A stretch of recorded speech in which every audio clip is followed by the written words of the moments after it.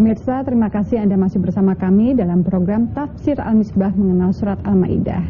Baik, saya berikan kesempatan lagi untuk bertanya sebelum pada kesimpulan. Mbak atau Mas silakan. Oh, Bapak silakan, Pak.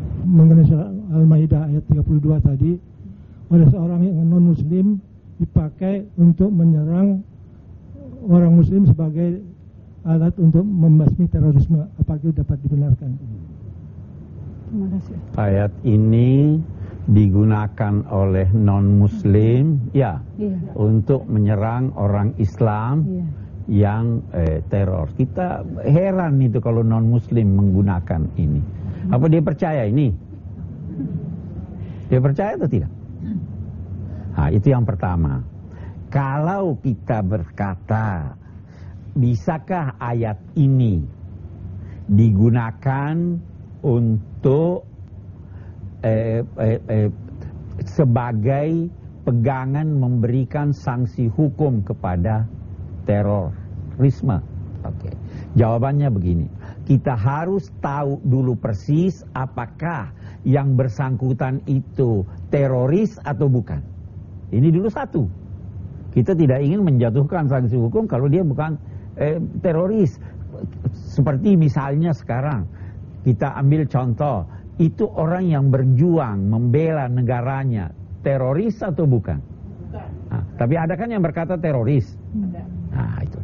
Jadi tidak boleh dong digunakan ini. Tapi kalau memang dia ternyata teroris sesuai dengan ketentuan hukum, maka ayat ini bisa digunakan karena memang seperti yang saya katakan tadi, Imam Malik beranggapan kata au di sini berarti peragaman sesuai dengan dosa atau pelanggaran yang bersangkutan.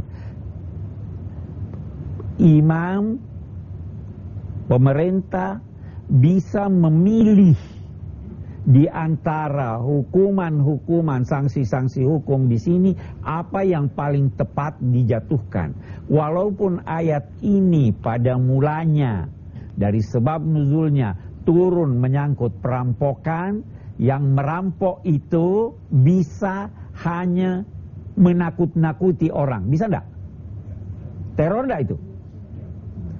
Kalau Imam Syafi'i, kalau sekedar menakut-nakuti orang tidak membunuh, maka hukumannya dia dinusakambangkan. Nah, itu kita, ya kan? Terhadap teroris atau tidak ini? Terhadap teroris, karena memang dia yang menakut-nakutkan. Kalau dia membunuh, dibunuh tanpa ampun. Dia membunuh, merampok lagi harta benda, dibunuh dan disalib, begitu seterusnya. Jadi bisa, tetapi jangan lantas seorang yang mempertahankan ajaran agamanya, seorang yang mempertahankan negaranya, seorang yang mau mengusir penjajah, saya namai teroris, baru saya katakan bunuh dia. Kan tidak. Nah, yang kembali saya berkata, heran kalau ada lantas non-muslim berkata saya mau pakai ayat ini. Memangnya dia percaya ayat ini? Jelas Pak ya? Oke. Silakan pertanyaan berikutnya. Ini mengenai perzinahan. Kalau seseorang tertangkap tangan dalam perzinahan kemudian dihukum, apakah kelak kemudian hari di akhirat masih dapat hubungan lagi Ustaz? Iya, kita mau lihat dulu Pak ini. Tertangkap tangannya itu bagaimana? 4 orang atau tidak Pak? Itu sanksi hukum zina hampir mustahil. Karena apa? Harus yang menyaksikan 4 orang.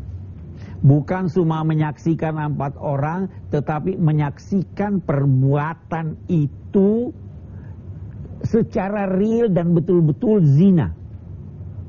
Tapi dalam saat yang sama, agama Islam menganjurkan orang jangan mendekati tempat-tempat yang tidak baik. Jadi bagaimana dia mau lihat? Jadi hampir tidak.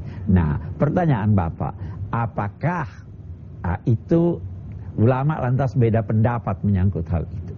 Tapi saya bisa berkata begini, kalau dia dijatuhi hukuman dan dia menyesali perbuatannya, diampuni oleh Allah. Tapi kalau dia dijatuhi hukuman dia tidak menyesali, unsur tobatnya tidak ada. Iya kan? unsur tobatnya tidak ada. Ya, dia mempertanggungjawabkan kelak di hari kemudian. Ada seorang di zaman Nabi dijatuhi hukuman